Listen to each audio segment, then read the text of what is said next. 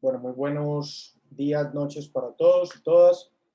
Como les había prometido, entonces voy a hacer un videíto, creo que un tanto extenso, acerca del principio de libertad personal. Más adelante haremos alusión a otra serie de videos como tal en desarrollo de los principios. Habíamos hablado entonces de la libertad personal como principio. ¿Qué implica esa libertad personal como principio? Que en nuestra moderna concepción del Estado social de derecho, pues la libertad se entiende como un principio que no puede ser limitado salvo por las razones previamente expresadas en la ley y que obedece en todo caso a un derecho que puede llegar a ser limitado.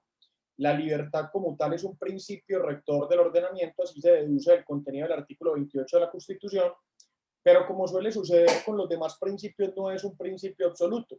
Significa entonces que existirán eventos en los cuales podrá privarse de la libertad un individuo por las razones previamente expresadas en la ley como tal.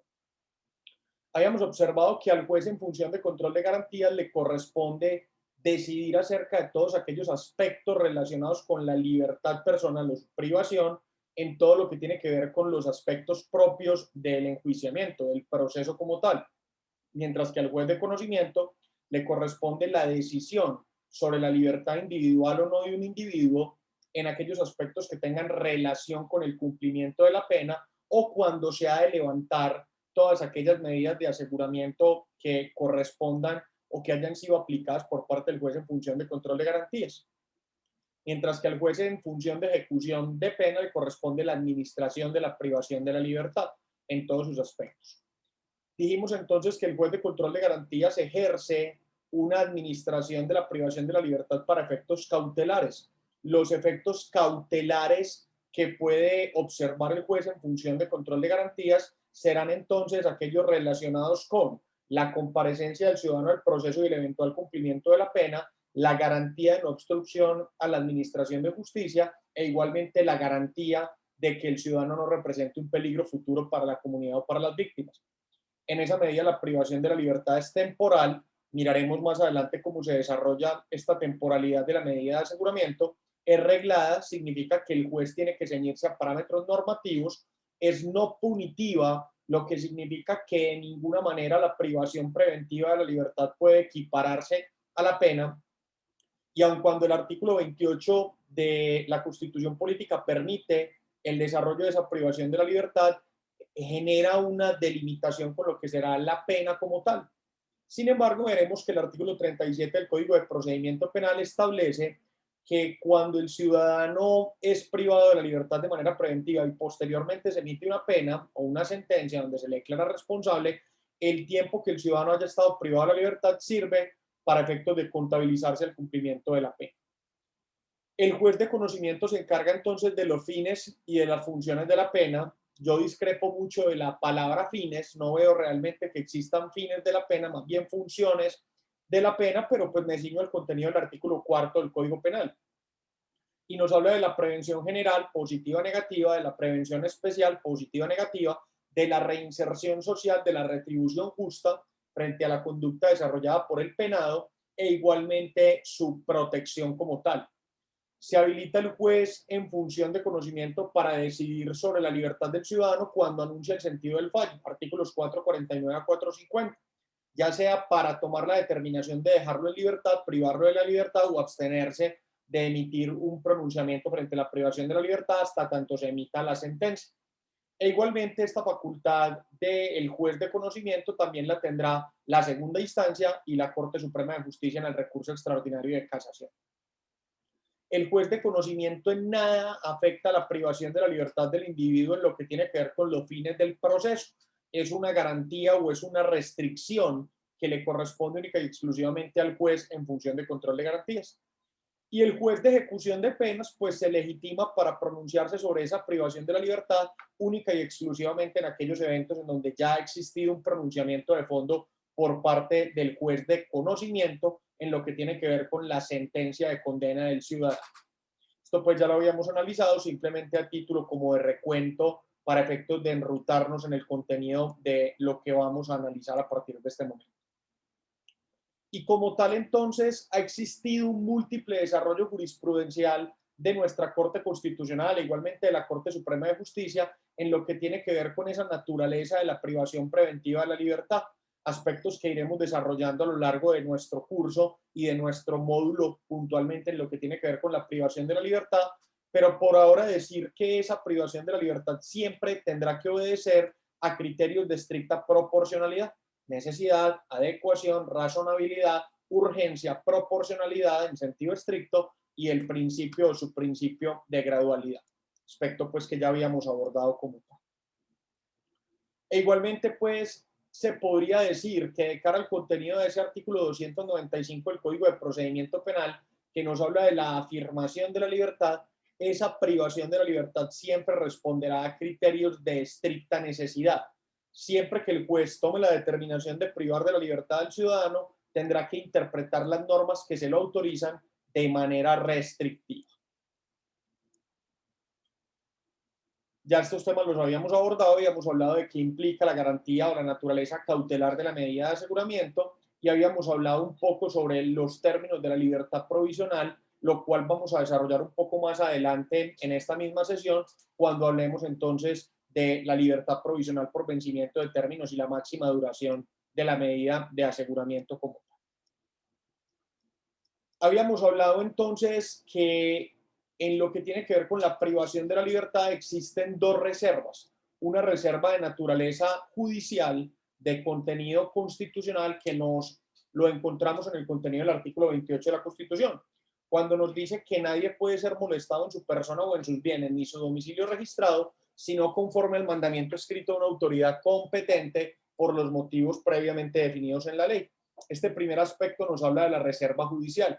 En principio, solo son las autoridades judiciales las que pueden decidir sobre la privación de la libertad de un individuo, solo los jueces, jueces en función de control de garantías, conocimiento, jueces de ejecución de penas, y de manera excepcionalísima lo podrá realizar entonces el fiscal a través de la orden de captura emitida por esa autoridad.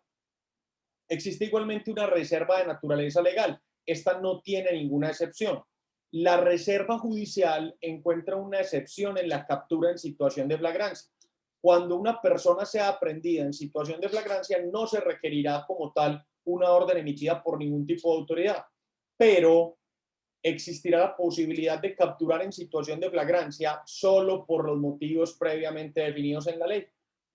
Si bien es cierto, existe la posibilidad de realizar una captura sin que medie una autorización judicial, siempre se requerirá que toda privación de la libertad se encuentre consignada por motivos previamente definidos en la ley. Y de esa manera habíamos analizado el contenido de la sentencia 36.107 del año 2012, que aborda la mítica sentencia C024 de 1994, que nos aborda los eventos en los que antes de la incorporación de la ley 906, específicamente en el artículo 297, descarta la posibilidad de esa captura de naturaleza administrativa y la descarta por una razón elemental, salvo la captura en situación de flagrancia y la orden emitida por el fiscal general de la Nación, no podrá privarse de la libertad de un individuo salvo orden expresa del juez de control de garantías. Y habíamos abordado, y lo haremos acá simplemente a título de recuento, qué se requiere para la privación de la libertad por parte de las diferentes autoridades. Escúchenme un segundito.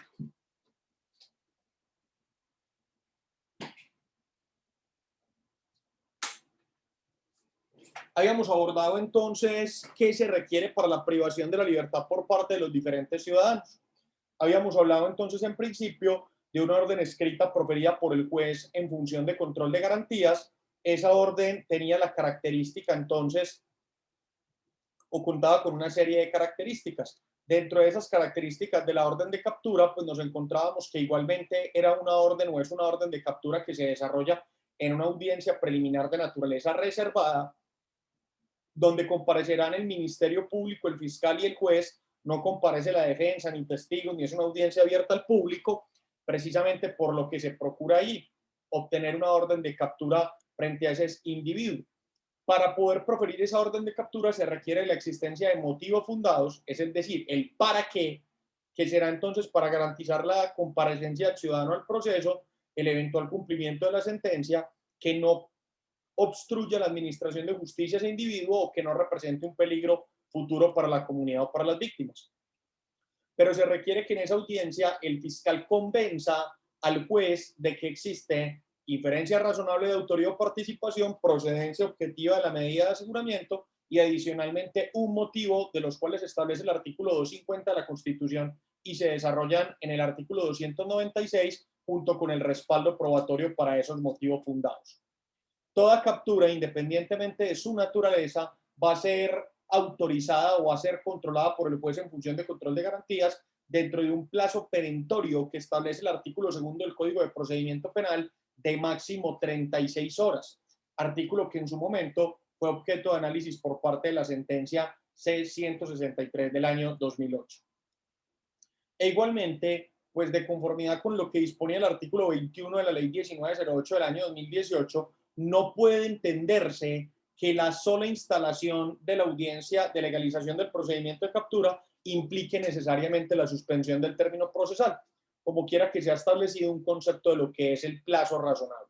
El juez, en función de control de garantías, debe procurar para que el desarrollo de esa audiencia preliminar de control de legalidad se desarrolle en el menor tiempo posible sin superar al menos la instalación y el desarrollo de los problemas jurídicos 36 horas. Dijimos que la captura contiene los requisitos generales de toda providencia judicial, entre ellos, ¿cuáles son esos requisitos? Identificación del juez, el número del proceso, la fecha, la hora, el fiscal del caso, y establece unos motivos específicos. ¿Para qué se captura al ciudadano? ¿Cuál es la razón de ser de la captura? Si es para comparecer al proceso, a la imputación, a la medida de aseguramiento o al cumplimiento de la sentencia. ¿Cuáles son los motivos fácticos y jurídicos de esa orden de captura? Aclarando, como ya lo hicimos, que toda la motivación de la orden de captura se da en la audiencia, donde la orden solo contiene datos, pero sí los datos de individualización del ciudadano, el delito que provisionalmente se le señala, la fecha de los hechos para la verificación del procedimiento y los términos de prescripción de la acción penal, el fiscal que dirige la investigación y la vigencia máxima de la orden, que como sabemos será de 12 meses como tal. Esto lo encontramos en el artículo 298 del Código de Procedimiento Penal, aclarando algo. ¿El fiscal puede prorrogar la orden cuantas veces lo requiera? Sí, mientras subsista el ejercicio de la acción penal, diferente de la sanción penal, como ya lo discutimos en clase. La acción penal prescribe en un término que vamos a encontrar en el artículo 82, 83 y siguientes del Código Penal. Mínimo 5 años, máximo 20 años. Para los niños, niñas y adolescentes, a partir de la ley 2080, va a ser un término de imprescriptibilidad de la acción penal. Antes, con la ley 1236, 18 años, a partir de 20 años, a partir de que cumplieran los 18 años, etcétera. Miraremos la regla técnica para mirar cuándo prescribe la acción penal. Pero el fiscal puede prorrogarla cuantas veces lo requiera mientras subsista esa acción penal. Un solo limitante de lógica.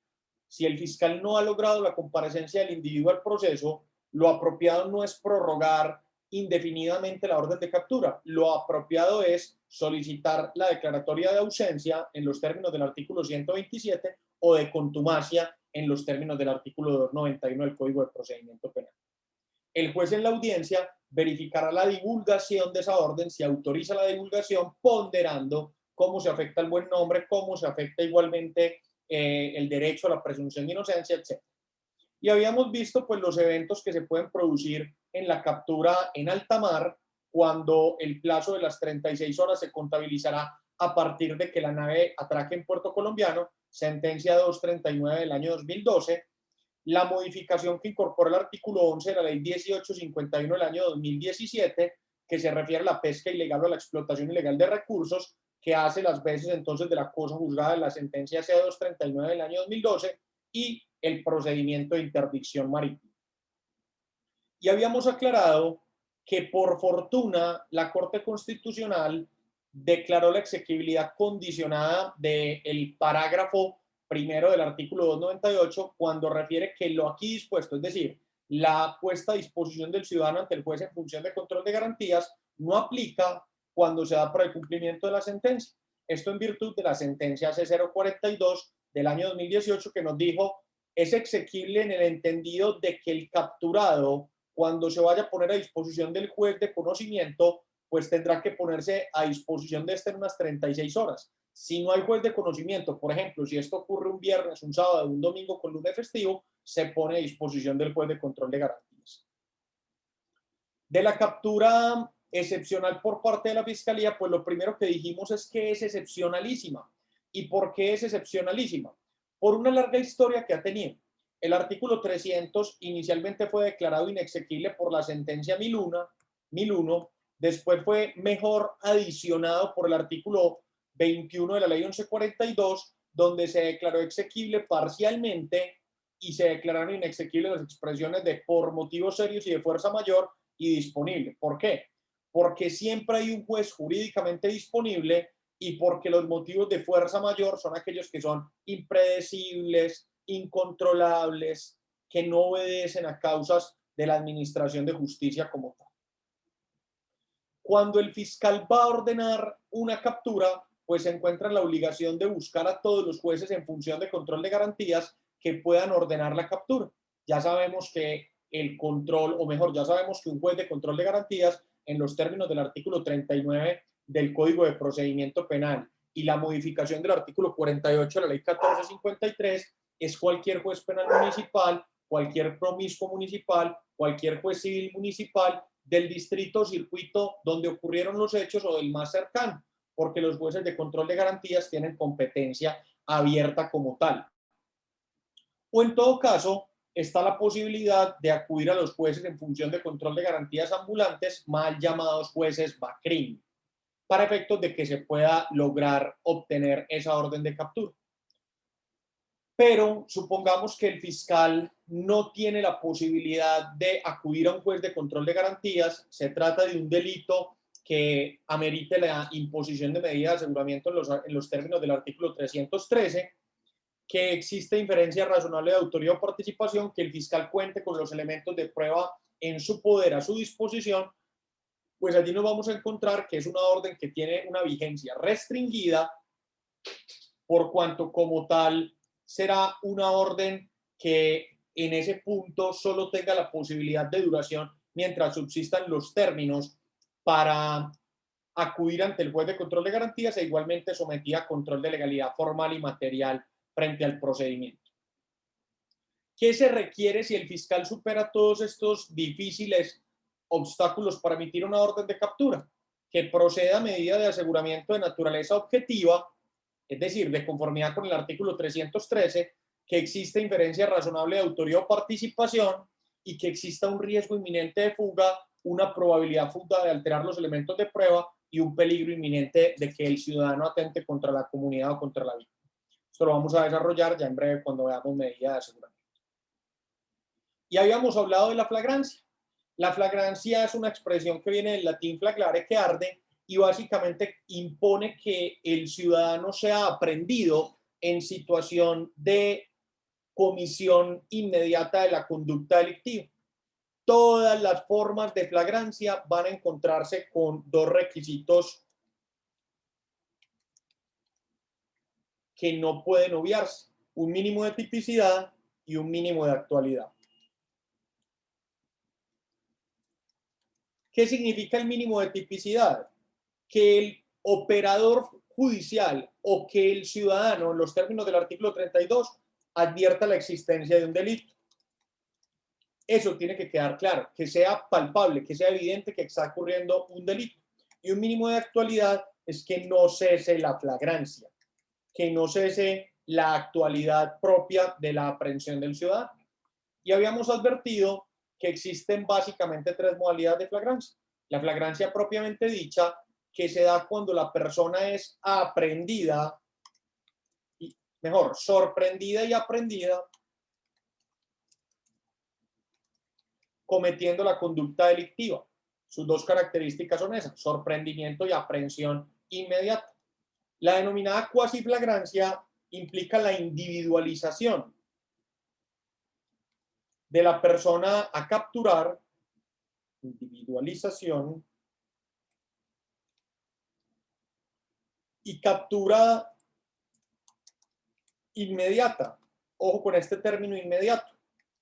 ¿Por qué? Por persecución, por voces de auxilio, por señalamientos de testigos o víctimas. Ya habíamos dicho que lo inmediato no implica un factor temporal, sino que implica de alguna manera que no se pierda la flagrancia, que no se pierda la línea de continuidad. Y la flagrancia inferida, la más compleja de todas, en donde no hay ni sorprendimiento ni aprehensión, no hay individualización ni señalamiento, sino que la persona es hallada con elementos, huellas, rastros u objetos que permiten inferir que momentos antes se ha cometido una conducta delictiva o participado en ella. Por supuesto, es la más grave de todas las formas de flagrancia, perdón, la más compleja de todas las formas de flagrancia, porque le corresponde al operador dar a entender a partir de un hecho indicador, hallazgo de huellas, elementos, rastros, instrumentos, un hecho indicado desconocido, que es la participación del individuo en una conducta delictiva. E igualmente existen otras dos formas de flagrancia, que son entonces, o mejor, son dos ejemplos de flagrancia que son traídas por el artículo 301 en la edición mejor del artículo 57 de la ley 1453, y se da cuando la persona es sorprendida en video y hay aprehensión inmediata, o cuando se ha individualizado un vehículo para la comisión de la conducta delictiva y la persona ha sido aprehendida cuando está dentro de ese vehículo. Son formas complejas de flagrancia porque realmente, como tal, en el sorprendimiento en video, pues realmente lo que está captando es el dispositivo que observa al ciudadano, y tiene que existir una continuidad entre quien capta en el video y quien realiza la aprehensión. No necesariamente estén en el mismo lugar, pero sí la persona que está observando decir, mire, esta persona acaba de cometer una conducta delictiva, apréndala como tal. O la individualización del vehículo se torna un tanto más compleja porque puede llevar inclusive a falsos positivos judiciales. Escúchenme nuevamente un segundo, por favor.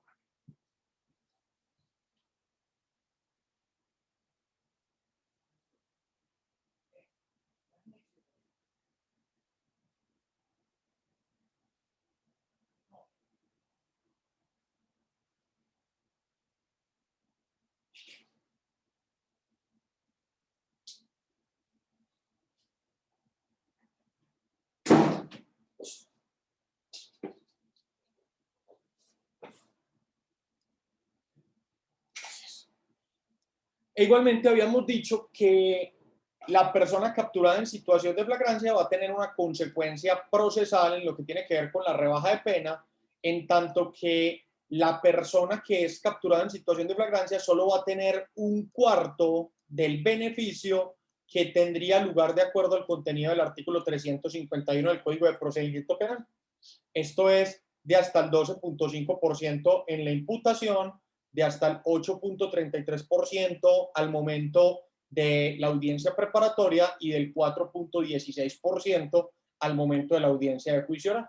E igualmente habíamos dicho que en el procedimiento penal especial abreviado, de conformidad con ese artículo 16 de la ley 1826, que adicionó el artículo 539, pues no va a existir ningún inconveniente en el procedimiento penal especial abreviado para la aceptación de cargos cuando se trata de captura en flagrancia, independientemente de si la aprehensión se da en situación de flagrancia o con orden judicial. La rebaja de pena será la máxima permitida en la ley. De ello, pues hablaremos un poco más adelante cuando lleguemos a las formas anticipadas de terminación del proceso. Hasta este momento es lo que habíamos observado, este es el tema que habíamos analizado en clase, digamos que aquí empieza lo que no había sido objeto de discusión. Toda persona capturada tiene una serie de derechos que consagra el contenido del artículo 303 del Código de Procedimiento Penal y que son producto en gran medida de referentes internacionales, de referentes jurisprudenciales foráneos y que igualmente pues han sido positivizados en nuestra legislación.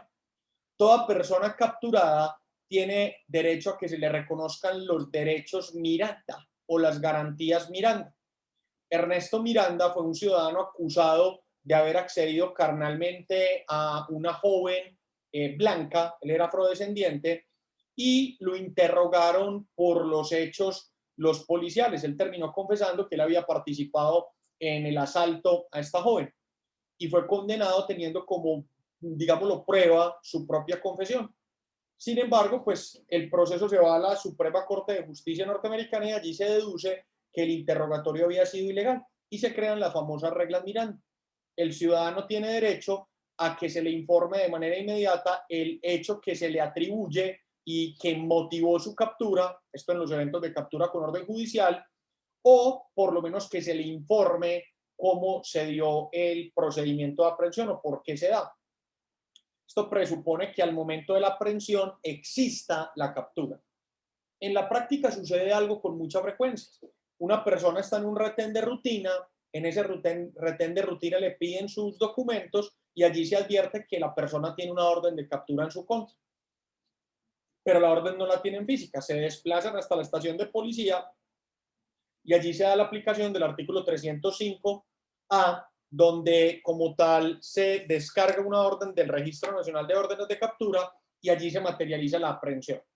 Estos no son eventos ilegales, son eventos que son perfectamente válidos articulando el Código Nacional de Policía que permite esa conducción para verificación y el Código de Procedimiento Penal. Pero cuando el funcionario llega hasta tu casa para proferir una orden de captura o para materializar una orden de captura, pues tiene que existir la orden física.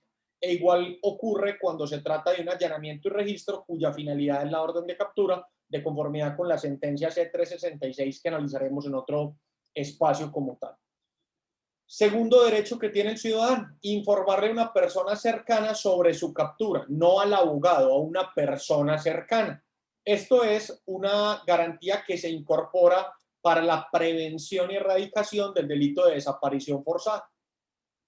El derecho que tiene el ciudadano a guardar silencio y a no autoincriminarse.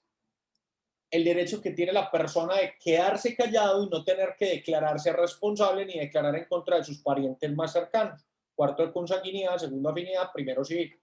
Esta sentencia es una sentencia bien interesante, se la recomiendo, es la 3006 del año 2015 y es un caso donde, por ejemplo, se establece que la garantía del derecho a guardar silencio y no autoincriminarse se aplica a partir de esa efectiva judicialización, por lo que los dichos anteriores del ciudadano bien pueden tenerse, anteriores a su judicialización, bien pueden tenerse como manifestaciones espontáneas.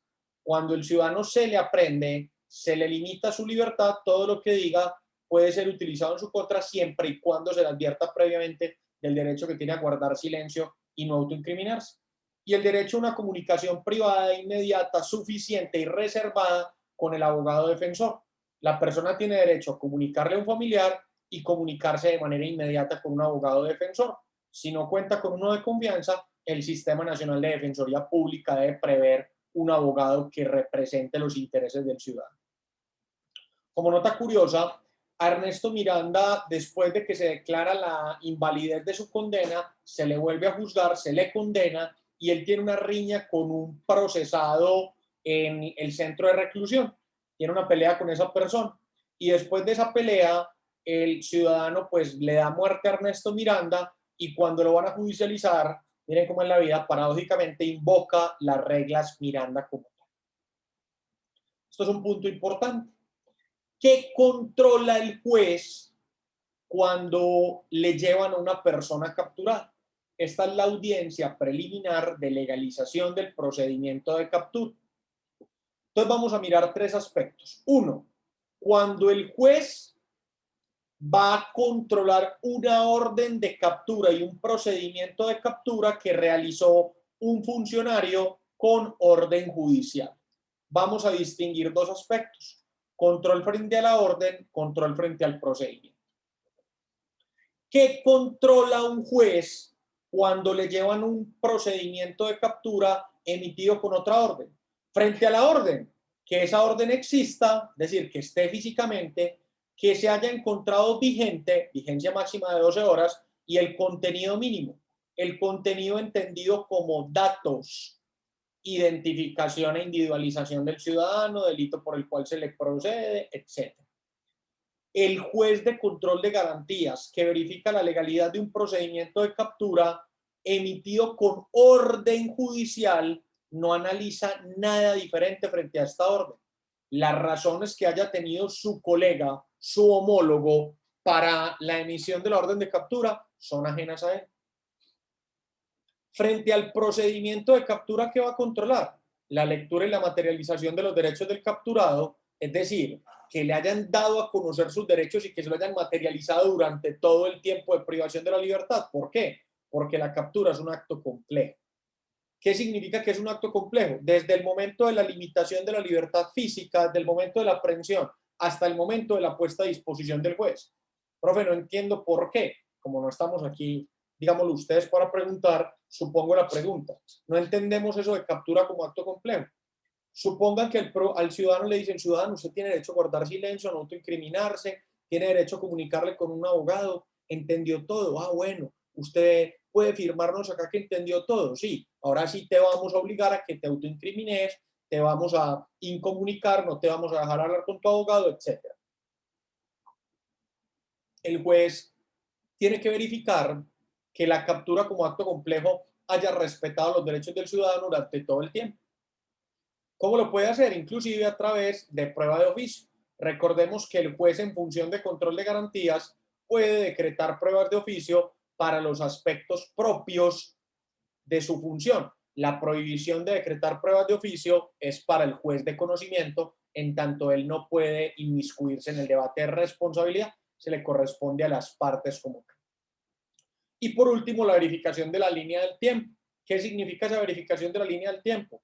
Que se pueda explicar qué ha sucedido con el ciudadano desde el momento de la aprehensión hasta su puesta a disposición en un término máximo de 36 horas. Es un término máximo, no es un término permisivo. Tendrá que explicar el policial y el fiscal qué pasó con el ciudadano durante todo el término de privación de la libertad. Si todo esto está en orden, es decir, si la orden de captura existe, se encuentra vigente y su contenido es válido y el procedimiento no tiene ningún inconveniente, el juez declarará la legalidad del procedimiento de captura, porque la orden no tiene que declararla legal, la orden la emitió otro juez. Declarará la legalidad del procedimiento de captura y va a cancelar esa orden de captura. ¿Por qué la va a cancelar? Porque esta orden de captura solo tiene un uso.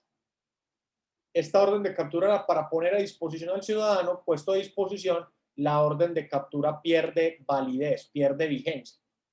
Si después de la imputación de cargos el ciudadano va a ser dejado a disposición del juez en medida de aseguramiento, esto será un tema que se debatirá en la audiencia de imposición de medida de aseguramiento, que tiene como presupuesto la imputación de cargos. Si la orden de captura la emitió un fiscal, noten que aquí va a existir ya un control frente a la orden y frente al procedimiento. ¿Qué va a verificar el juez frente a la orden de captura?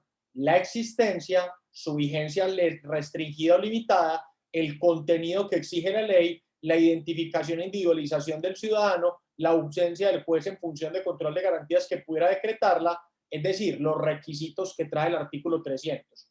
Pero también va a ejercer un control de fondo o material frente a la motivación, frente a los hechos, motivación fáctica, frente a la prueba, motivación probatoria, y frente a lo jurídico, motivación jurídica, frente a la proporcionalidad de la orden.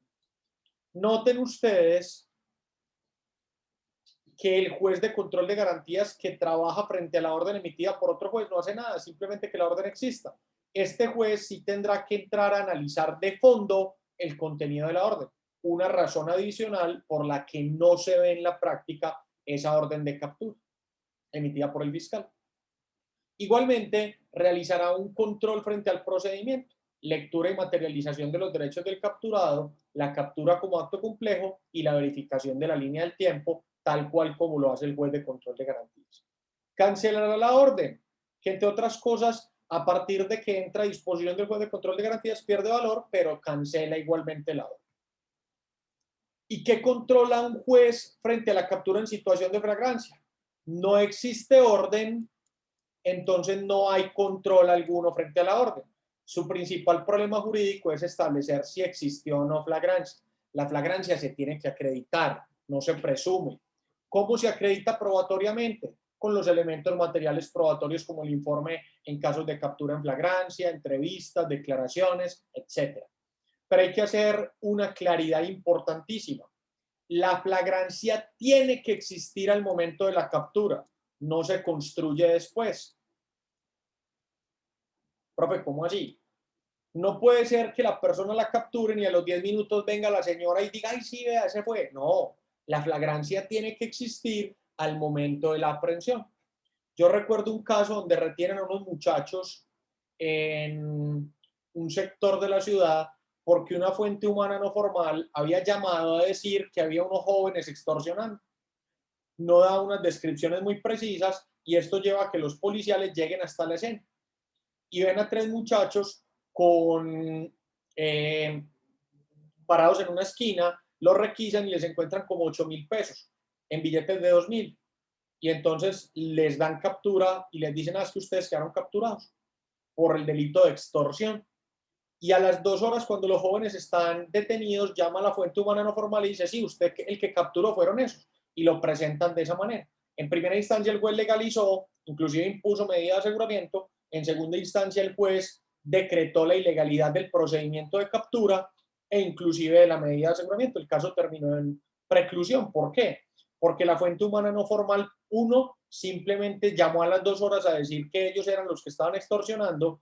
Dos, nunca se presentó ni siquiera a dar sus datos. Y tres, no existió el mínimo de tipicidad y el mínimo de actualidad del que hemos venido hablando. Nunca se dijo qué era lo que estaban haciendo los jóvenes. También tiene que verificar el juez si se dio aplicación al parágrafo del artículo 302. ¿Qué nos dice el parágrafo del artículo 302?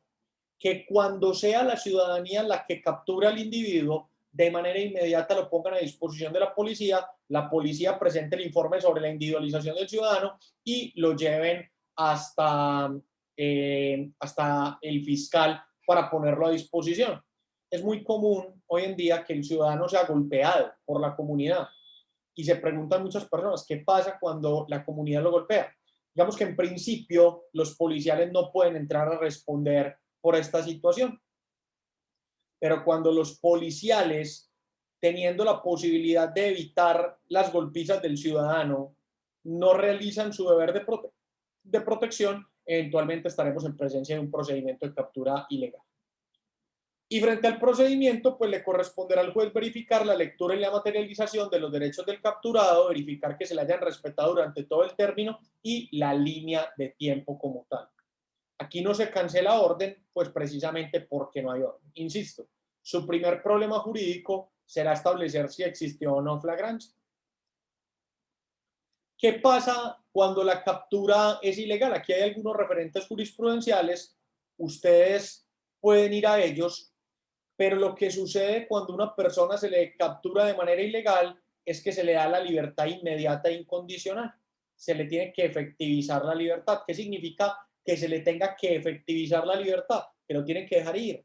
No lo pueden perseguir, no lo pueden realizar una nueva aprehensión de manera inmediata, no lo tienen que dejar ir como tal. La captura ilegal no anula el proceso, no genera nulidad, no genera como tal eventualmente la exclusión de los elementos de prueba, al menos no por la captura ilegal, porque la captura ilegal tiene como consecuencia la declaratoria de ilegalidad del procedimiento y la libertad del ciudadano. Supongamos que se trata de una captura con orden. El juez no podrá decir que la orden es ilegal, no, la orden era legal, la emitió un colega suyo. Será ilegal el procedimiento, se cancela la orden y tendrán que dejar al ciudadano de manera inmediata en libertad. Vamos a hablar un poco sobre la medida de aseguramiento.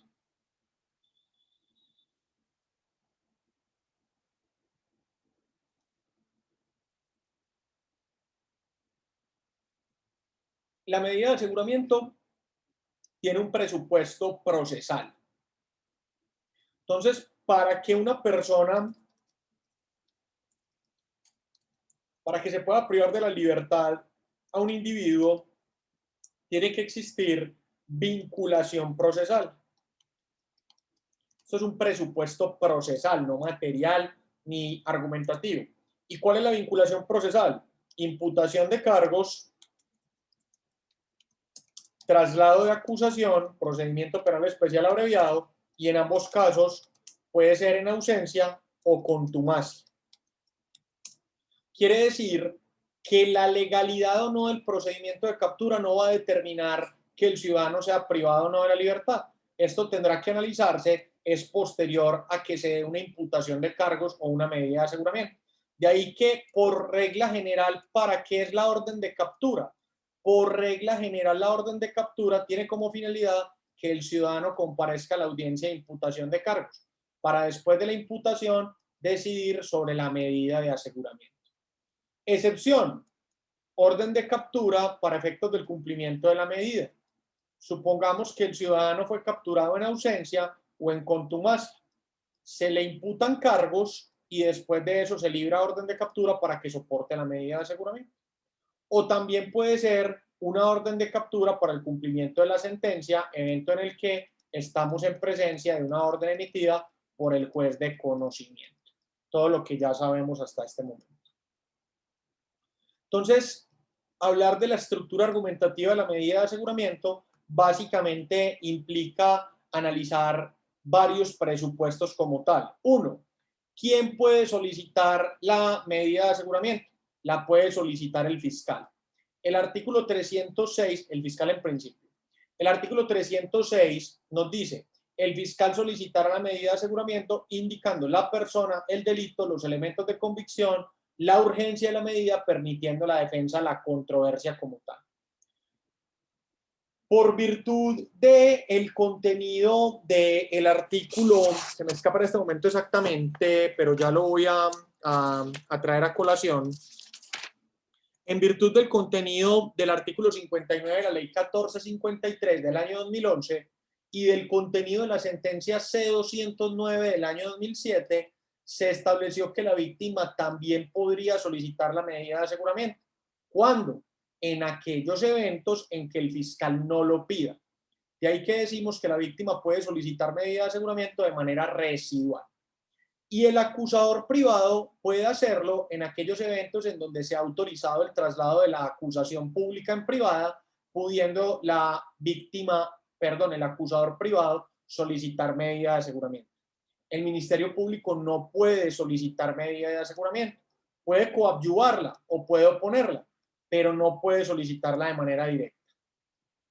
¿Qué tipos de medidas de aseguramiento existen en nuestra legislación? Las medidas privativas de la libertad o las no privativas de la libertad. El artículo 307 del Código de Procedimiento Penal, con la reforma que en su momento incorporó el artículo primero de la ley 1786 y modificó el artículo primero de la ley 1786, nos dice que hay medidas privativas de la libertad y medidas no privativas de la libertad. ¿Cuáles son las medidas privativas de la libertad? La detención preventiva en establecimiento carcelario y la detención preventiva en el lugar de residencia del ciudadano. Y no privativas de la libertad, pues en total son 9 y son la obligación de someterse a un mecanismo de vigilancia electrónica, la obligación de someterse a la vigilancia de una persona o una institución, la presentación periódica ante el juez de control de garantías o ante la autoridad que se designe, la obligación de conservar buena conducta social o familiar, la prohibición de salir del país, del lugar en el cual se reside o el que determine el juez, la prohibición de concurrir a determinados lugares o determinadas personas, la prohibición de comunicarse con las víctimas o con los testigos siempre que esto no afecte el derecho de defensa, la prestación de una caución real o juratoria y la prohibición de salir del lugar de habitación entre las 6 de la tarde y las 6 de la mañana. El juez puede aplicar una o varias de ellas. Esto lo encontramos en el artículo 307 del Código de Procedimiento Penal. La persona, entonces ya sabemos, el fiscal, el acusador privado o la víctima de manera residual. El tipo de medida, la persona, por lo que existe un presupuesto procesal que es el de la imputación de cargos o el traslado de acusación. Igualmente nos tiene que señalar el fiscal o eventualmente el acusador privado o la víctima el delito. El delito marca la procedencia objetiva de la medida de aseguramiento. Esto de conformidad con el artículo 303. Solo procede medida de aseguramiento de detención preventiva en aquellos eventos en los que se trata de delitos de competencia de los jueces penales del circuito especializado o delitos investigables de oficio cuya pena mínima exceda de 4 años, en los delitos que consagra el título 8º del Código Penal, derechos patrimoniales de autor, en cuantía superior a 150 salarios mensuales vigentes, o cuando dentro de los 3 años anteriores la persona haya sido capturada por delito o contravención sin que se haya proferido solicitud de preclusión o, perdón, sin que se haya proferido preclusión o absolución. A mi juicio, aquí existe pues como tal una cosa juzgada constitucional que de hecho la había abordado la Corte Constitucional en la sentencia C-121 del año 2012 y que retomó en la sentencia C-125 del año 2019. Pero lastimosamente no declaró la inexequibilidad de la norma, solo cuando decía que el hecho de que la persona hubiese sido capturada durante 3 años marcaba procedencia de que la persona se considerara peligrosa para la comunidad o para la víctima. Pero bueno, como tal, pues el delito marca la procedencia objetiva de la medida de aseguramiento. Los elementos de prueba. Si bien para la imputación de cargos, de conformidad con el artículo 288, numeral segundo, el fiscal no tiene que establecer elementos de prueba, no tiene que descubrir elementos de prueba. Para la medida de aseguramiento sí, nos tiene que decir cuáles son los elementos de prueba para garantizar la controversia de la defensa. Y la urgencia es lo que marca la naturaleza cautelar de la medida de aseguramiento. ¿Qué significa que la medida de aseguramiento sea urgente? Que tiene que acreditarse que el ciudadano representa un peligro futuro, no pasado, que este ni es no pasado. ¿Por qué? Porque la medida de aseguramiento busca proteger el proceso, la comunidad, las víctimas o la prueba para el futuro y no frente al pasado. ¿Por qué? Porque la pena determina si se requiere la sanción del individuo por un hecho cometido en el pasado. Y la controversia. En la audiencia preliminar de medida de aseguramiento, la defensa puede realizar controversia sobre qué, sobre la inferencia de autoría o participación. Esto fue un aspecto que de manera muy acertada el legislador en el artículo 308, con la edición del artículo segundo de la ley 1760 del año 2015, dio a saber. La calificación jurídica no determina la procedencia objetiva de la medida de aseguramiento. El juez tiene que mirar que el ciudadano represente un peligro futuro para la comunidad, las víctimas, la práctica de la prueba o el proceso. Pero la calificación jurídica también puede ser discutida. La inferencia de autoría o participación, yo le puedo llevar como defensor al juez elementos para decirle, mire, aquí no hay inferencia de autoría. La idoneidad y gradualidad de la medida, un juicio de suficiencia, la calificación jurídica del comportamiento, para efectos de que el juez diga, hombre, aquí no hay tentativa de homicidio, aquí hay lesiones personales, y si aquí hay lesiones personales, pues yo no podré imponer medida de aseguramiento. Ojo con esto que estoy diciendo. No significa que el juez pueda cambiar la calificación jurídica, pero puede considerar que la emitida por el fiscal no es válida y en ese sentido apartarse de ella. ¿Qué se requiere para que exista una privación de la libertad? Aquí pongo una crítica sobre lo que la Fiscalía General de la Nación le plantea a sus funcionarios. Esta es la directiva 01 de junio del año 2020, que no es otra cosa diferente a la que ya se había plasmado en el año 2016, y donde la Fiscalía le dice a sus fiscales, oiga, fiscales, miren, del año 2018 al año 2019, en los procesos hubo una media de 45% de medidas de aseguramiento. Y acordémonos que la medida de aseguramiento de conformidad con el 295 debe ser excepcionalísima. Hay una sobrepoblación carcelaria del 43%, por no llamarlo hacinamiento carcelario ni estado de cosas inconstitucional, dice hay una sobrepoblación del 43%. Es decir, que si una cárcel tiene cupo para 100 personas, pues está en el 143%, lo que implica que en el país hay un 143% de hacinamiento carcelario a ese momento. Hoy debemos estar en un 150 aproximadamente. Le dice la fiscalía a sus fiscales, mire, nosotros no estamos analizando o no estamos utilizando la aplicación Prisma. Prisma es una aplicación que traduce perfil de riesgo de reincidencia para la solicitud de medidas de aseguramiento.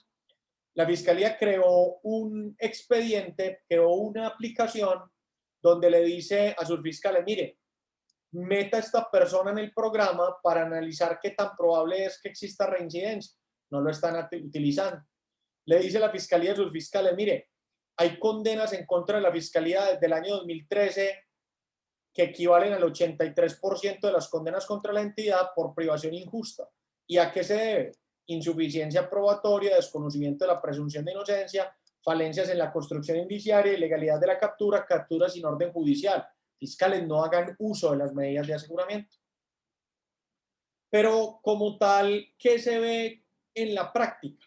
En la práctica se ve que la fiscalía utiliza muchas citas y mucho bla, bla, bla, pero en el fondo existe un uso desmedido de la privación de la libertad. Hay un caso que utilizo con mucha frecuencia como referente y es el caso del gobernador Aníbal Gaviria. Un gobernador o una persona que en el año 2005 y 2006 se le investiga, se le viene a privar de la libertad en el año 2020, 16 años después, y después de que queda en libertad por un habeas corpus, lo vuelven a privar de la libertad. ¿Qué se requiere para que se pueda privar de la libertad a un individuo? Miren, esta formulita nos resume absolutamente todo. Todo lo demás es desarrollo, que lo vamos a hacer. ¿Yo qué necesito? Necesito que proceda objetivamente la medida de aseguramiento. ¿Quién me dice esto? El artículo 313. Yo voy al artículo 313 y miro el delito. El delito me da la procedencia objetiva o no de la medida de aseguramiento. Más inferencia razonable de autoría o participación. Esa inferencia razonable, ¿dónde la encuentro? La encuentro en el cuerpo primero del artículo 308, que me dice que debe existir inferencia razonable de autoría o participación. Y me voy al contenido del artículo 219, que me habla de motivos fundados, al 221, respaldo probatorio, los motivos fundados, y al 275 y siguientes. En palabras sencillas, ¿qué requiere el fiscal para que se pueda imponer una medida de aseguramiento? Inferencia de autoría o participación, fundada en motivo fundado, respaldo probatorio, en elementos de prueba válidamente aportados.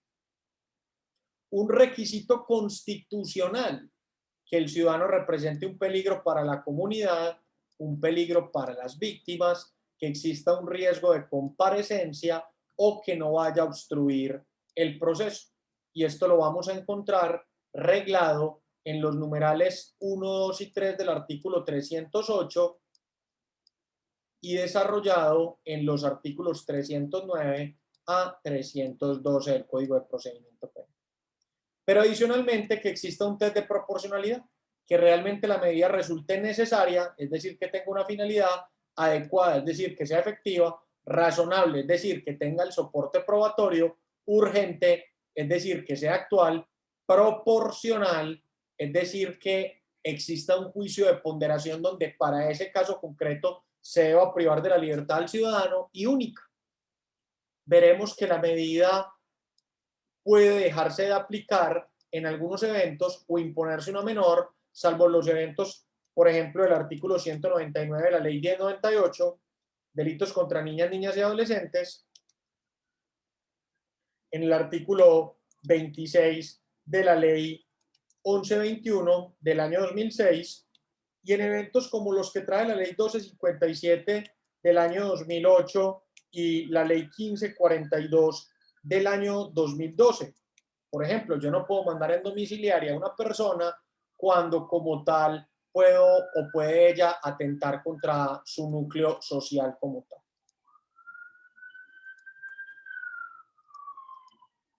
Entonces, ¿cuáles son los requisitos de procedencia? Aquí no me voy a detener. ¿Por qué? Porque pues están en la diapositiva, ustedes las tienen, y aquí sería simplemente leer.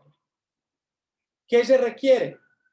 Delitos de competencia del juez del circuito especializado, pena superior a 4 años, título octavo del Código Penal en cuantía superior a 150, o que la persona haya sido capturada por delito o contravención siempre que no se haya producido la absolución o solicitud de preclusión. La sentencia C567 del año 2019 nos dice: yo no puedo tener como peligro futuro al individuo por el hecho de estar acusado de haber sido capturado. La inferencia razonable de autoría o participación, que se soporta en elementos de prueba o información legalmente obtenida. La denominada obstrucción a la justicia la trae el artículo 309 del Código de Procedimiento Penal. Básicamente se va a entender que la persona va a obstruir la justicia cuando existen elementos de prueba que permiten afirmar que la persona va a dar lugar a que los testigos o peritos se comporten de manera desleal o reticente, que va a buscar alterar los elementos de prueba, que va a buscar desaparecer la evidencia. El peligro para la comunidad es lo que se denomina o lo que se entiende como un peligro abstracto. El peligro abstracto pues se da porque se analiza varios aspectos. Uno, que el ciudadano pueda representar un peligro a futuro. Esto ya lo convierte en peligro abstracto. Además de la gravedad y modalidad del comportamiento, se tiene que verificar la probable continuación de la actividad delictiva, el número de delitos imputados y su naturaleza, que el ciudadano esté gozando de un mecanismo sustitutivo de la pena, que tenga sentencias de condena vigente, que el delito haya involucrado el uso de armas de fuego o armas blancas, que se trate de un delito de acceso carnal abusivo o que el ciudadano haga parte de delincuencia organizada. Entonces, si se cumple cualquiera de estos requisitos, podrá entenderse que el ciudadano representa un peligro a futuro para la comunidad, pero es un peligro abstracto. ¿Por qué? Porque no requiere, como por ejemplo en la obstrucción de la justicia, en el peligro para la víctima o en la no comparecencia, elementos reales. En la obstrucción a la justicia, elementos que permitan considerar que el ciudadano va a alterar, destruir o manipular la prueba. En el peligro para la víctima, elementos que permitan sostener que el ciudadano va a atentar contra la víctima, sus familiares o sus bienes. En la no comparecencia, que existan elementos aunados a la gravedad de la conducta que permitan sostener que el ciudadano no va a comparecer al proceso a cumplir la sentencia, tales como la falta de arraigo en la comunidad, el deseo de no comprometerse al proceso como tal, su comportamiento dentro del proceso, etc. Enseguida voy a hacer algunas críticas puntuales frente a esto.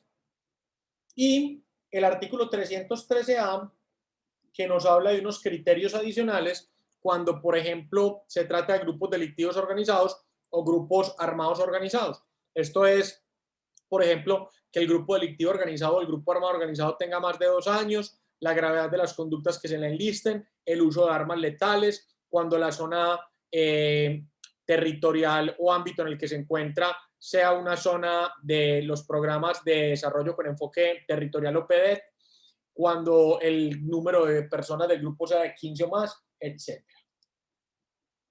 Entonces, ¿por qué hablamos de un riesgo concreto cuando hablamos de obstrucción a la justicia, el peligro para la víctima o la no comparecencia? Porque en este tipo de eventos se requiere de la existencia de elementos de prueba que permitan afirmar que el ciudadano efectivamente va a destruir la prueba, va a representar peligro para la víctima o no va a comparecer. En la obstrucción a la justicia, como ya lo miramos, la posibilidad que exista o de motivos graves y fundados que permitan considerar que va a destruir, modificar, direccionar, controlar, impedir, ocultar elementos de prueba. El peligro para la víctima, porque como tal nos permite establecer que se va a atentar contra la víctima, su familia, sus bienes y elementos que permitan considerar que está en peligro esa víctima. La no comparecencia, porque además de la gravedad y modalidad del comportamiento, se tiene que analizar la posible pena imponible, la falta de arraigo, la gravedad del daño causado, el comportamiento del procesado. Yo a esto lo llamo un falso raciocinio. ¿Por qué? Porque cuando a mí me van a perseguir, yo puedo utilizar 2 elementos. La respuesta cuando a mí me persiguen es lucha o huida. Entonces, si el procesado quiere huir, pues no se puede considerar que eso permita inferir que no va a comparecer al proceso. Aquí una situación muy puntual que me gustaría que ustedes la dejaran. ¿Por qué huye el procesado del proceso? Por la medida de aseguramiento. ¿Cuál sería el momento para imponer una prisión preventiva para no caer en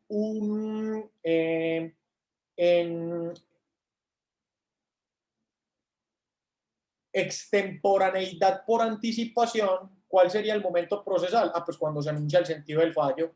Pero ¿cuál sería el momento para privar de la libertad a un ciudadano para la garantía de comparecencia del proceso y el cumplimiento de la sentencia? Pues el momento sería el anuncio del sentido del fallo. Un proceso en Colombia aproximadamente puede durar 2 años, entonces privar al ciudadano de la libertad para que comparezca al proceso, pues resulta de alguna forma antitécnico como tal. Los procesos en Colombia no duran poco tiempo, Entonces, privar de la libertad a un individuo para tener que dejarlo en libertad provisional por vencimiento de términos. Y el peligro para la comunidad es un riesgo abstracto por los aspectos que ya se habían analizado. El peligro futuro para el individuo se da por la gravedad y modalidad del comportamiento y por la continuidad de la actividad delictiva y la probable vinculación, abstracto. El número de delitos imputados por la misma imputación de la cual el ciudadano se presume inocente, por tener un mecanismo sustitutivo de la pena, eso es otro delito. Condenas por delito doloso preterintencional anteriores, el uso de armas de fuego, el delito imputado de abuso sexual o cuando la persona haga parte de un grupo delincuencial. Esto es un peligro abstracto como tal. ¿Cuánto dura la medida de aseguramiento en el tiempo como tal? Entonces, nos podríamos devolver al cuadrito que se desarrolló anteriormente rápidamente, simplemente para que lo tengan aquí referenciado. Ustedes podrán volver a ver cuantas veces lo consideren necesario. Si no es que ya me lo pasé como tal, creo que me lo pasé.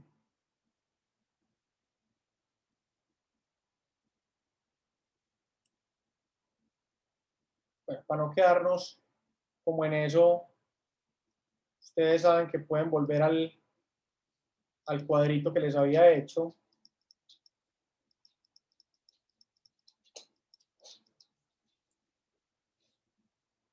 Ahí lo encuentran con los plazos que se encuentran como tal referenciados. Aquí se los voy a volver a poner. Entonces, lo primero es de dónde viene el por qué la medida de aseguramiento debe ser reglada y por qué tiene que estar delimitada en el tiempo. Porque el contenido del artículo 29 de la Constitución, toda persona tiene derecho a un debido proceso sin dilaciones injustificadas. En los diferentes instrumentos internacionales, en el Pacto Internacional de Derechos Civiles y Políticos, se nos dice que toda persona tiene derecho a ser juzgada sin dilaciones injustificadas, a ser juzgado en un plazo razonable.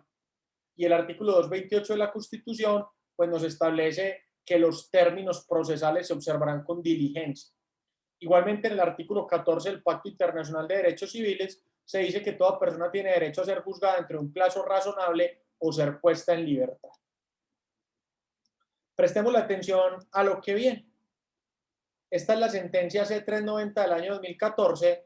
Básicamente lo que nos dice es, o fue la sentencia que estableció cómo se debía de alguna manera entender la posibilidad de la medida de aseguramiento para que no se permitiera una duración indeterminada de ninguna etapa procesal ni una máxima duración de la medida de aseguramiento en el tiempo.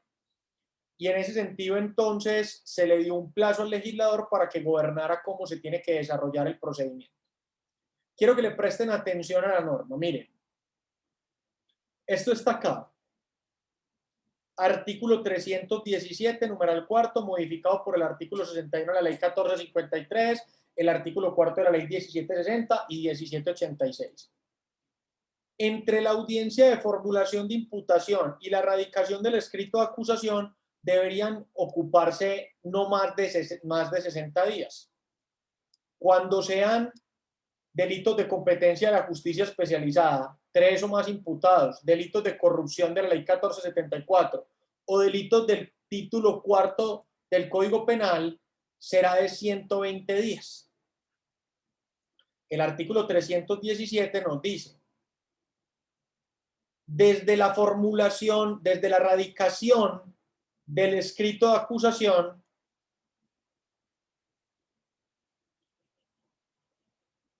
desde la radicación del escrito de acusación, voy a hacer aquí la corrección en la diapositiva porque aquí quedó mal. Desde la radicación del escrito de acusación hasta el inicio de la audiencia de juicio oral, el término será de 120 días. ¿Cuál es la corrección que estoy haciendo? Ahí lo había dejado desde la formulación de acusación, pero se trata es desde la radicación del escrito de acusación. Claro, desde la presentación del escrito de acusación sin que se haya dado inicio a la audiencia de juicio oral. El término será de 120 días. 240 días si se trata de los delitos de justicia especializada, 3 o más imputados, etc. Desde la audiencia de juicio oral, sin que se haya iniciado la audiencia, sin que se haya dado lectura a la sentencia, 150 días, 300 días en los eventos de justicia especializada, 3 o más indiciados, etc. Esto es lo que regula el artículo 317 en lo que se denomina y que ustedes tanto han escuchado como el vencimiento de términos. ¿Y por qué existe vencimiento de términos? Porque toda persona tiene derecho a ser juzgada dentro de un plazo razonable. Pero existe un plazo máximo también para que la persona pueda ser privada de la libertad. Ese plazo máximo lo trajo el artículo 307 del Código de Procedimiento Penal y fue adicionado igualmente por la Ley 1760 en el artículo primero. ¿Qué significa eso? Que además de los plazos ordinarios, la persona solo puede estar privada de la libertad máximo por 1 año o eventualmente 2 años cuando exista la posibilidad de prorrogar la medida de aseguramiento en los eventos de justicia especializada, 3 o más imputados, etc. Miren el máximo lógico que tendría la privación de la libertad si se cumplieran estos plazos. 160 más 120, 180 más 150, 330 días. 1 año tiene 365 días. 120 más 240 más 300 días son 660 días. 2 años tienen 720 días. Es decir, el legislador dice, hombre, existe un máximo término de privación de la libertad, un máximo de lógica para la privación de la libertad. ¿Por qué sale en libertad un individuo como tal? Porque se ha vencido el plazo máximo dentro de cada una de las etapas procesales o ha existido un máximo o una máxima duración de la medida de aseguramiento sin que se haya generado la fase procesal o sin que se haya culminado con la emisión de una sentencia. Esos términos no se van a contabilizar cuando hay maniobras dilatorias de la defensa, del abogado defensor, del procesado o por situaciones de ajenidad absoluta frente a la administración de justicia. En el procedimiento penal especial abreviado también existe la libertad por vencimiento de términos. Esto lo consigue o se consigue en el artículo 548, que es adicionado por el artículo 25 de la ley 1826. Desde el traslado de acusación sin que se haya dado la audiencia concentrada, será un término de 70 días. Desde la audiencia concentrada sin que se haya dado inicio a la audiencia de juicio oral, 30 días. Desde la audiencia de juicio oral sin que se haya dado inicio a la sentencia, 75 días. Máxima privación de la libertad en procedimiento abreviado, 6 meses. Días, lógicamente, que se harían ahí 175. Igualmente nos dice que se extenderán los términos cuando sea justicia especializada, 2 o más procesados, ley 1474 del año 2011, pero una anotación. Los delitos de competencia del procedimiento abreviado, ninguno es de justicia especializada, ningún delito de corrupción lo permite. Entonces, yo no sé ni para qué lo pusieron ahí porque no se da. Y en el vencimiento de términos que encontramos en los delitos creados por, o los delitos de competencia de los grupos delictivos organizados o de los grupos armados organizados. Aquí nos encontramos con que el término será entre la formulación, esto lo adicionó el artículo 25 de la ley 1908 y será un término, desde la formulación de imputación sin que se haya radicado escrito de acusación 400 días, desde la presentación del escrito de acusación sin que se haya dado inicio a la audiencia de juicio oral. Espérenme un segundito. Vuelvo a corregir por acá que está mal referenciado esto.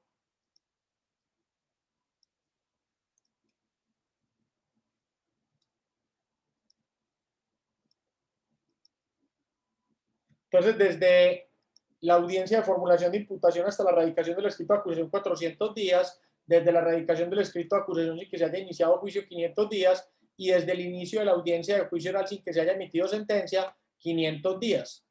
Esto nos lleva a un total de 1.400 días, muchachos, estos son 4 años. Estamos hablando de que esto materialmente, pues como tal, es una pena anticipada. ¿Por qué se produce la famosísima libertad por vencimiento de términos? Esto es una causal objetiva. Es una sanción frente al Estado por no haber logrado la efectiva judicialización del ciudadano en el término que la ley prevé. Entonces, en ese sentido, es una situación a que tiene derecho todo individuo. Todo ciudadano tiene derecho a que se le juzgue en un plazo razonable o no o recobrar su libertad. No se tienen en cuenta para efectos de la libertad por vencimiento de término las maniobras dilatorias del procesado o su defensor, de acuerdo al artículo 317, parágrafo numerales 5 y 6, parágrafo 2, numerales 5 y 6 como tal. Profe, ¿y por qué no se acude al contenido del artículo 317 en el numeral cuarto? Porque no existe ninguna actuación procesal que se le pueda atribuir a la defensa entre la formulación de imputación y la erradicación del escrito de acusación. Esto le corresponde de manera exclusiva a la Fiscalía General de la Nación. Obviamente, cuando ustedes vean estos videitos, la idea es que también saquen las preguntas para que podamos adelantar cualquier tipo de interrogantes. Bueno, en 20 minutos termino este primer video. ¿Cuándo no se contabilizan los términos para la libertad? Cuando existan maniobras dilatorias del procesado, del abogado, de su defensor. Pero el juez está obligado a evitar las maniobras dilatorias de conformidad con el artículo 139, numeral primero, y para ello tiene los poderes correccionales que le entrega la ley. A mi juicio, no se puede entender como una maniobra dilatoria solicitar aplazamientos justificados conforme al artículo 8, literal primero, impugnar decisiones, es una garantía constitucional, y solicitar el decreto de nulidades. Una decisión bien interesante es el habeas corpus 301-220, donde inclusive dice, venga, es que usted no le puede decir a un ciudadano que por ejercer su derecho a la defensa, usted puede mantenerlo privado de la libertad durante todo el tiempo que considere. ¿Qué es la prórroga de la medida de aseguramiento? Habíamos dicho, me voy a devolver acá simplemente para que ustedes lo vean.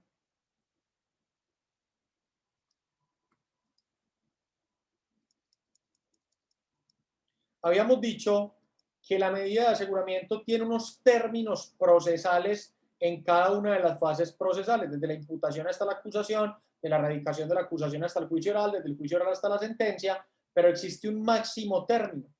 Entonces, la prórroga de la medida de aseguramiento, en estricto sentido, no se trabaja como la libertad por vencimiento de términos. Entonces, ¿cuándo se puede solicitar que la medida de aseguramiento, que puede durar máximo un año, se pueda prorrogar hasta por un año más, es decir, por 2 años? En los delitos que se surtan ante los jueces del circuito especializado, cuando se trate de delitos relacionados con corrupción, delitos contra la integridad, libertad y formación sexual, o cuando sean 3 o más los acusados quienes tuvieran vigente la medida de aseguramiento.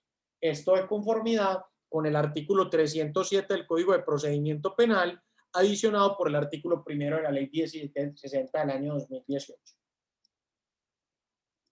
¿Cuál es la oportunidad? Dentro de los 2 meses anteriores a que se le venza la medida.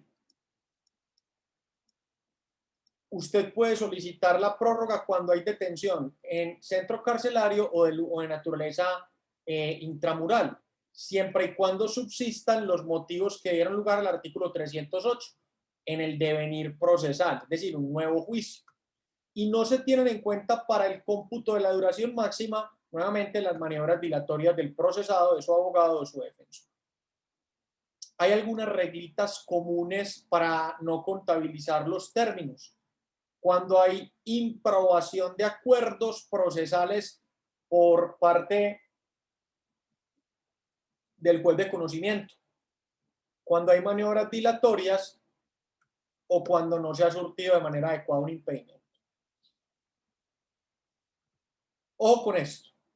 Hay unos delitos que atentan contra la libertad individual o que son de funcionarios públicos cuando atentan contra la libertad individual.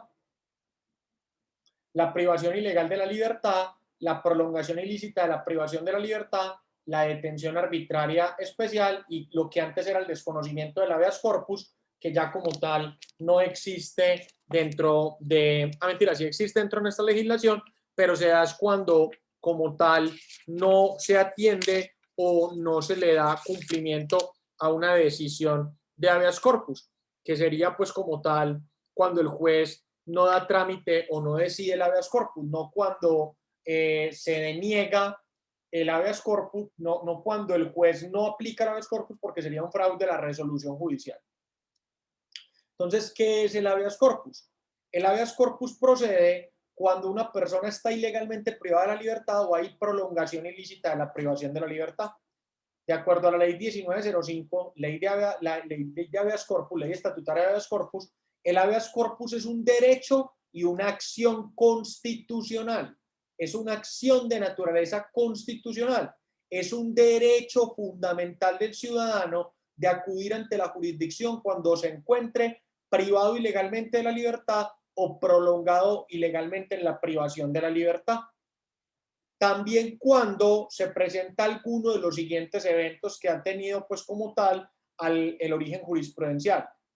Siempre que la vulneración de la libertad se produzca por orden arbitraria de autoridad no judicial, mientras que la persona se encuentre ilegalmente privada de la libertad por vencimiento de términos legalmente respectivos, o cuando a pesar de existir una providencia judicial que ampara la limitación del derecho a la libertad personal, la solicitud de habeas corpus se formuló durante el periodo de prolongación ilegal de la privación de la libertad, es decir, antes de proferir la decisión, y si la providencia que ordena la detención es una auténtica vía de hecho judicial. Estos son criterios jurisprudenciales para acudir a la acción de habeas corpus. Y existen algunas decisiones bien interesantes, que son los denominados habeas corpus correctivos. Por ejemplo, un ciudadano que está privado de la libertad en una estación de policía. Entonces el juez no puede decir que está privado ilegalmente de la libertad ni que hay prolongación ilícita de la privación de la libertad, pero sí puede decir, venga, me lo llevan a un centro carcelario porque ese no es el lugar donde se encuentra o debe encontrarse privado de la libertad del ciudadano. ¿Ante quién se invoca el habeas corpus? Ante cualquier autoridad. Lo puede hacer cualquier persona indicando quién se encuentra privado de la libertad.